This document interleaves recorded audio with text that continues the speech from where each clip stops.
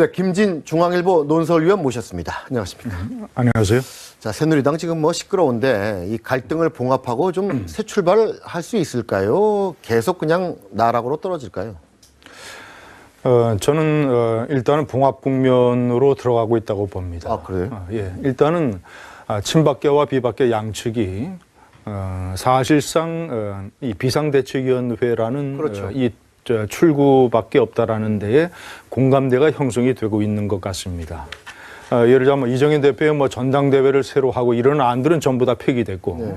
자 이제 비대위를 구성을 하는데 그 비대위가 강력한 어떤 그 지도력을 가지고 네. 당을 쇄신하는 데까지는 양측이 다 일치를 보고 있는데. 네. 지금 바깥에 제대로 알려지지 않고 있습니다만은 가장 갈등의 관건이 양측이 친박계 핵심 인사들에 대한 인적 청산 문제입니다. 네. 예. 지금 저 비박계에서는 친박계 핵심 중에서 10명의 리스트를 만들어 놨어요. 살생부가 또 있나요? 그렇죠. 일종의. 예. 그래서 이것을 비박계에서는 새로 들어서는 비상대책위원장이 이 10명을 인적 청산해야 된다. 물리적으로. 이렇게 주장을 하는 것이고 지금 친박 지도부를 포함한 친박계에서는 그것은 있을 수 없는 일이다. 우리가 친박 지도부가 사퇴를 하면서 이선으로 후퇴를 하지만 물리적인 인적 청산, 예를 들어서 뭐 윤리위를 소집을 해서 뭐 해당 행위자로 규정을 해서 제명하고 출당하는 거. 이것은 도저히 받아들일 수 없다. 그래서 거기서 지금 현재 강한 대치점이 형성이 돼 있습니다. 거기까지 지금 와 있는 거죠. 거기까지 와 있는 거죠.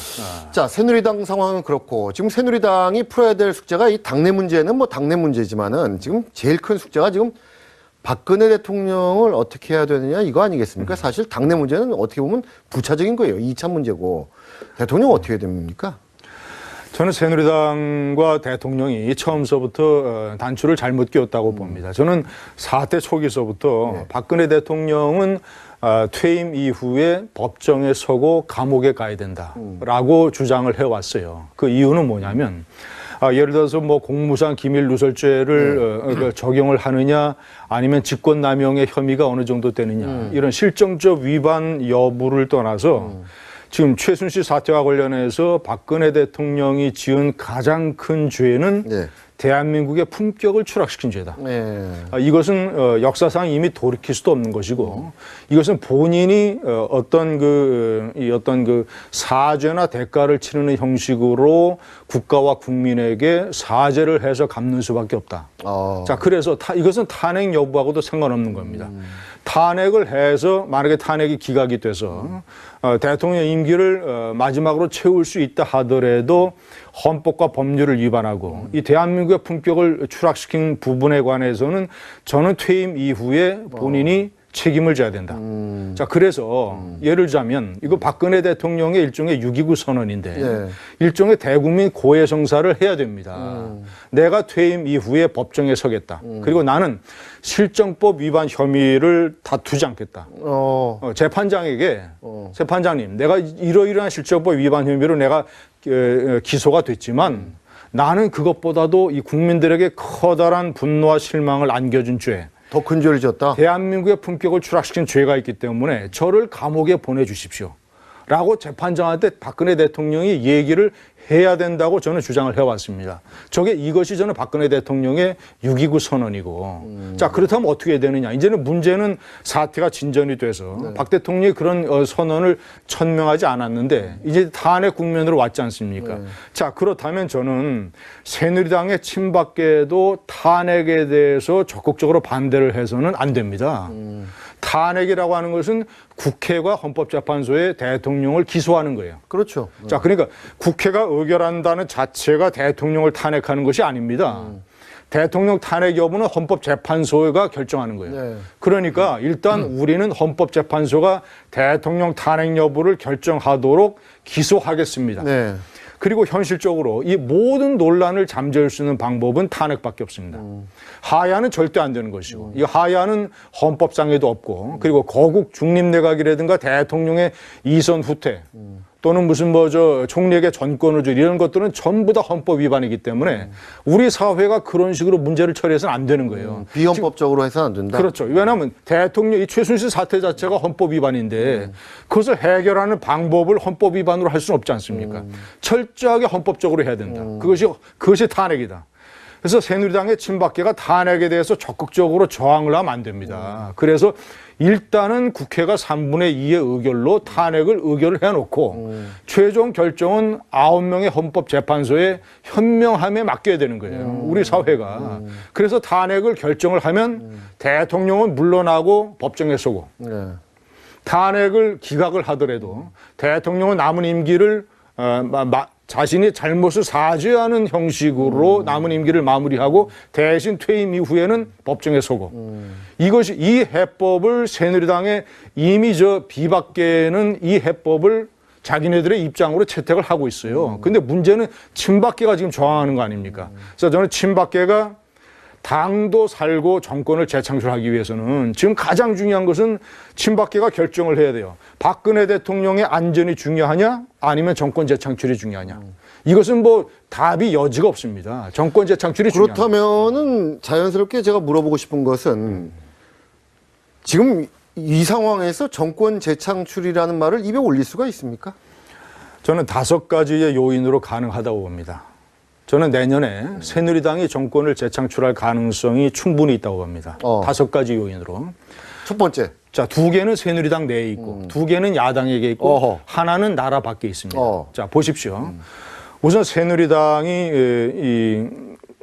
지금 현재 야권의 유력한 주자를 상대할 만한 사람이 없다라는 게 많은 사람들의 중론 아닙니까? 그렇죠. 저는 근데 절대로 그렇게 보지 않습니다. 왜냐하면 지금 저 올해가 설마가 사람 잡은 해라고 저는 봐요. 설마가 사람 잡은 해에 4개의 케이스만 들면 영국이 설마 EU를 탈퇴하겠느냐 했는데 탈퇴했습니다. 자, 나라 바깥에서 도널드가 설마 공화당 대통령 후보가 되겠느냐, 대통령이 되겠느냐고 했는데 트럼프가 대통령이 됐습니다. 자, 나라 안에서 호남 출신의 이정현 의원이 영남 정권의 여당 대표가 되겠느냐, 설마라고 했는데 됐습니다. 지난 4.13 총선 때 여당이 불리했지만 설마 제1당까지 내주겠느냐. 이렇게까지 지겠느냐. 라고 했는데 참패했습니다. 올해만 들어서도 중요한 설마가 4개가 사람을 잡았어요. 저는 내년에 설마 새누리당이 정권을 잡을 수 있겠냐라는 게 뒤집어질 가능성이 상당히 있다고 봅니다. 무슨 근거를? 자, 첫째는 자. 그래서 사람을 지금 기존에 거론되고 있는 후보 외에 새로운 후보, 참신한 비정치인 후보가 대통령 후보가 될 가능성이 있어요. 새누리당에서. 새누리당에서. 지금 보십시오. 미국의 트럼프를 빼놓고 트럼프 이전에 이 역순으로 한번 따져보면 오바마, 그다음에 조지 W. 부시, 빌 클린턴, 아버지 조지 부시, 레이건, 카터 전에 포드, 닉슨까지 전부 다 정치권의 대통령이었습니다. 이 오랜 수십 년의 관행을 깨고 비정치인 트럼프가 미국의 대통령이 됐어요. 이것은 대통령 책임제 하에서 일어날 수 있는 기적입니다. 저는 그래서 내년에 새누리당에서 저는 뭐 예를 들어서 비정치인 중에서 참신한 뉴 페이스 새로운 인물이 나올 가능성이 있다고 봅니다. 자, 2번째. 예, 그것이 이제 하나 잠깐만 더. 자, 이재명 시장의 예를 그렇죠. 보십시오. 이재명 시장이 말이죠. 지금 저 2강 2중 중에서 2중이 됐어요. 그렇죠. 한 달 만에 벌어진 일입니다. 지지율이 3배가 뛰어가지고. 자, 이런 이상한 일들이 그렇죠. 대통령 책임제 하에서는 일어난다. 자, 2번째는 연령별 유권자 분포입니다. 연령별 유권자. 자, 노무현 대통령이 2002년 14년 전에 대통령이 당선이 됐을 때 20대, 30대 유권자들의 비율이 48%나 됐어요. 그렇죠. 그런데 50대 이상이 29%였습니다. 19%포인트나 50대 이상이 졌어요. 뒤졌어요. 그래서 노무현 대통령이 당선되는 데에 그 분포가 상당한 역할을 미쳤습니다. 자, 근데 지금 어떻게 됐느냐? 바뀌었죠. 지금 어떻게 됐냐? 지금 완전히 36대 43으로 완전히 역전 내렸어요. 지금 43%가 50대 이상 유권자들입니다. 이 유권자들이 지난 4.13 총선 때 하도 박근혜 정권이 친박계의 패권 정치에 화가 나가지고 투표를 상당 부분 안 했습니다. 그렇죠. 예, 특히 50대 유권자들은 그 전에 총선보다도 투표율이 줄어들었어요. 반면 20대, 30대는 작게는 5%포인트, 많게는 10%포인트나 투표율이 늘어났어요. 이것이 지난 4.13 총선의 새누리당의 참패의 원인입니다. 자, 그런데 어떻게 하면 되느냐, 새누리당이. 50대 유권자들, 43%나 차지하고 있는 50대 유권자들이 박근혜 대통령 뽑을 때처럼 투표장으로 나오게 만들면 돼요. 네. 나오게 만들면 돼요. 그것은 저는 남아있는 세월 동안에 충분히 가능한 일이라고 봅니다. 예? 자, 박근혜 대통령을 어떻게 처리하느냐에 따라서 달라져요. 그리고 20대, 30대가 내년에 분노의 투표를 할 가능성이 대단히 높습니다. 그렇죠. 예. 이 박근혜, 최순실, 정유라 때문에. 20대, 30대가 분노의 투표를 해서 상당히 투표율이 높을 텐데 그중에서 적어도 상당 부분을 새누리당이 가져오기만 하면 그러니까 20대, 30대의 분노를 누그러뜨리고 20대, 30대에게 우리가 살 길을 마련할 수 있다라는 것을 제시를 하면 저는 아슬아슬하거나 아니면 박근혜 대통령이 얻었던 3.6%포인트 차, 51.6대 48로 이겼지 않습니까? 그 정도의 승리가 새누리당이 가능하다. 이것이 새누리당 안에 잠재하고 있는 두 개의 요인입니다. 밖에서는. 야당에서는 말이죠. 첫째는 야권 분열의 분열이 가능성이 있죠. 있어요. 지금 김무성 의원이 잔류를 선언했습니다만은 만약에 새누리당에서 사태가 헝클어져 가지고 뛰어나갔으면. 의미 있는 숫자가 나간단 말이죠. 예를 들어서 원내 교섭단체를 구성할 수 있는 의미 있는 숫자가 나가고 그중에 상당수가 영남권 의원이다. 이렇게 봤을 때 어떤 일이 가능하냐면 그 사람들과 안철수의 국민의당과 네. 영호남 연합정권 이 프로그램을 내세울 수 있습니다. 그러면 상당 부분 기세도 오르고 숫자도 늘어납니다. 안철수의 국민의당과 이 제2의 DJP 영호남 연합정권이라는 것이 제3지대에서 몸집을 키우면 네. 전체 선거판을 3분 구도로 가져가면 네. 예, 이쪽 문재인당, 그렇죠. 이쪽 새누리당 그리고 제3의 이 영호남 연합 이렇게 된다면 세 개의 세력 중에서 어떤 세력도 스스로 물러나지 않습니다. 그렇죠. 삼중 분할 구도가 되면 새누리당의 가능성이 지금보다 훨씬 높아진다라는 것이고 네 번째 요원은 야당의 자충수입니다. 지금 저는 이 촛불이 100만 촛불이 있습니다만은 저는 침묵하는 많은 다수가 야당이 어떻게 하느냐를 지켜보고 있다고 봐요. 그래서 지금 저는 박근혜 대통령이 정면 돌파를 결심을 하고 이런 식으로 버티기 작전에 들어간 데에 상당한 주요한 원인이 야당에게 있다고 봅니다. 문재인, 추미애, 우상호, 박원순, 최동욱. 예? 예를 들자면 문재인 전 대표가 예를 들면 국군 통수권을 내놔라. 뭐 이렇게 얘기하는 거. 마치 대통령이 된 것처럼 추미애 의원이 헌법책도 한번 안 읽어보고 계엄령 한다는 지금 정보가 있단 말이죠. 이런 것들. 계엄령 선포가 지금 현실적으로 불가능하거든요. 그렇죠. 예, 자, 그런 것들. 우상호 원내대표, 명문대학에 국문과 나온 사람이 맨날 뭐죠? 박근혜 대통령 이것만 하면 목숨을 살려주겠다라고 협박하는 거. 예?